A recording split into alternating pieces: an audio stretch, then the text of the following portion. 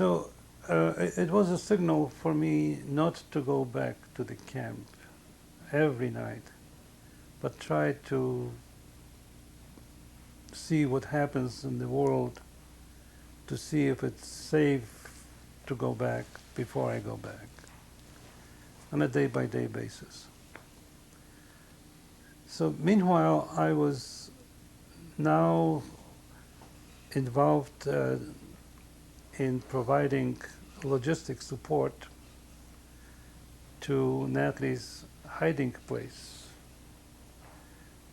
because she was in an attic, sealed, with 7 other people, in the attic of a house that was normally occupied by 2 adults and a baby. And it would be really inviting suspicion for Vladek, the owner of the house. You mentioned the name of the couple. Vladek and Olga. And the last name? Grzegorczyk. Okay.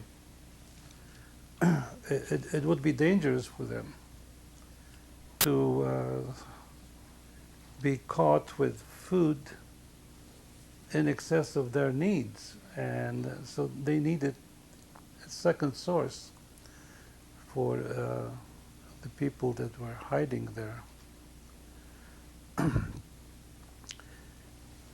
Having as much freedom to move as I did, going from one working site to another, and having as many connections as I did develop over the past 2 or 3 years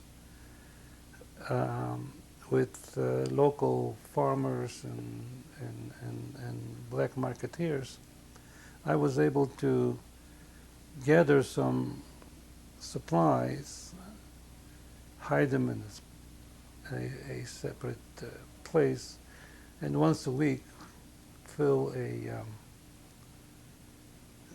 backpack, take him over to Grzegorczyk's. Now, I felt that since this involved basically walking at night with a big backpack on your back, suspicious looking, I felt that I should have some documents that I am not a Jew, just in case I get stopped by either Ukrainian or a German police. So I needed a Gentile ID. I didn't know how to go about it except to fabricate my own. And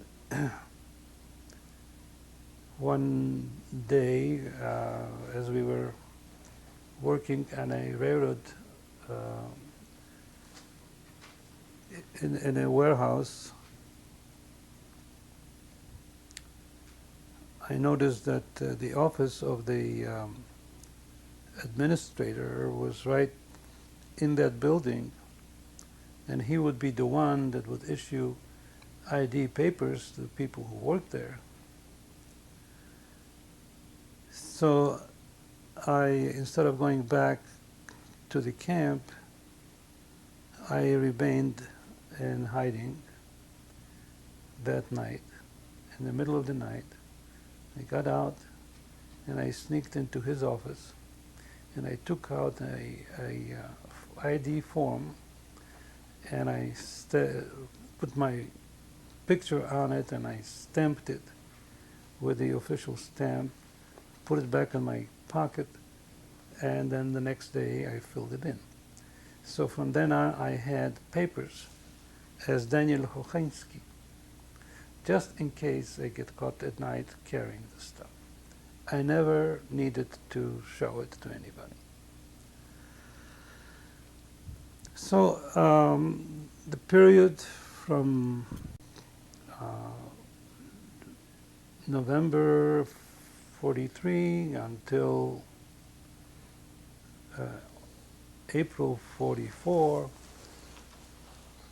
dividing my time between the camp and the hiding places, of which now I knew many. They were abandoned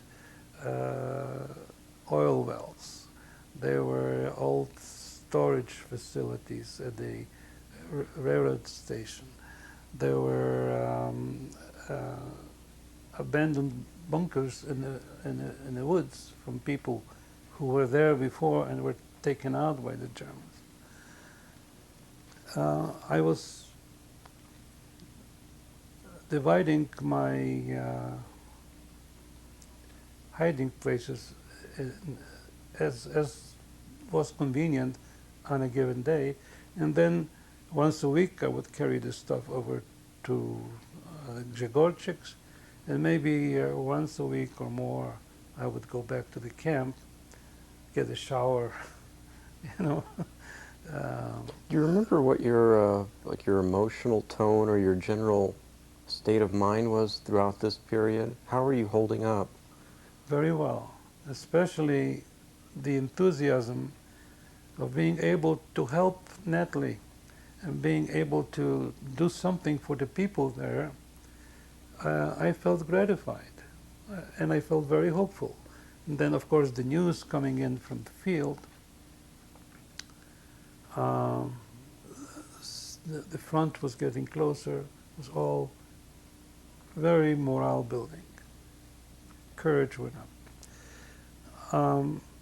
I was not undernourished, I was not overfed, I was in very good shape, physically very fit, and my head was screwed on right. All of my personal or family losses were now in the past. There was only one uncle, Uncle Hochman, still in the camp, whom I would see from time to time as I went to the camp. If I could sneak in some food, I would bring it to him and so forth. But there was no way to get him to join the others because there was no room there really. And there was, you know, it was not my decision to make. So he stayed in the camp until the liquidation of the camp.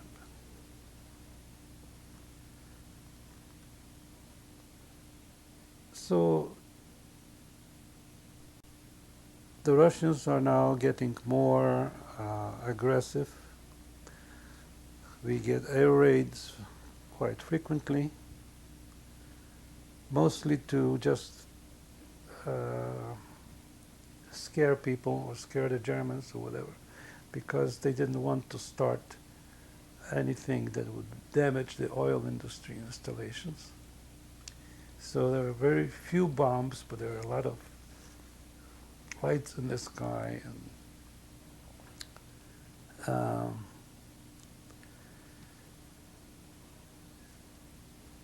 in April, middle of April 1943, one morning, as I was following my routine, leaving a hiding place, going toward the main street to see if I can see the column from the camp on their way to work. As I picked out and I looked up the street, there was the column approaching, surrounded by German police with dogs and Ukrainian police with their guns at the ready. So I decided that there is no more future in the camp. They are liquidating it.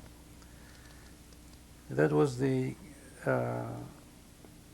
first of the liquidation transports, which took in some 1,100 people. And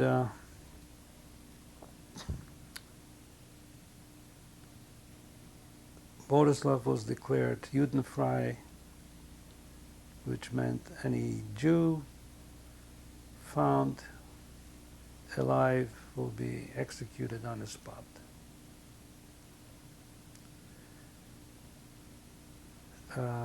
Any Gentile found harboring Jews would likewise be executed. What do you suppose motivated that couple to protect 7 or 8 people like that? Well, when they first started, they did this out of his commitment to his friend's family. His friend was shot by the Germans for possession of arms. The wife, the mother of the baby, the mother was pregnant, was taken, I think, in a second action. The baby was now with them.